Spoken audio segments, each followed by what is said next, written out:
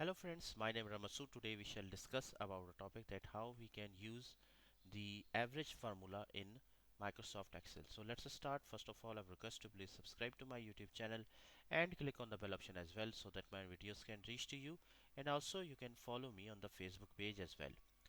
So friend, just open the Microsoft Excel and for example just put some values here, like for example I'm writing some values here: 5, 6,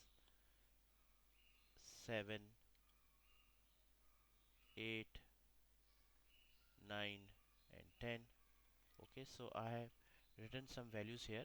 Now you want to take the average of all these values, so just click here like this. Okay, and how I click, like just select here and left click on the mouse and drag it here.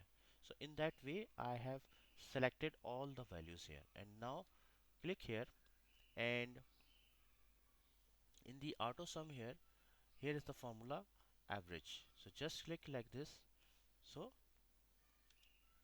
see, 7.5 is the average of uh, this column.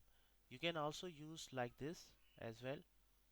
Okay, so here it is the formula in the auto sum.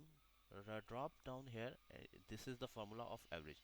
So in that way, just select the values for which you want to calculate the average, and then in the formula here average, use this formula of average to calculate the average value. So friend, thanks a lot for watching the video. I hope you like this video. If you like it, please share it with your friends and colleagues, and thanks a lot for watching the video.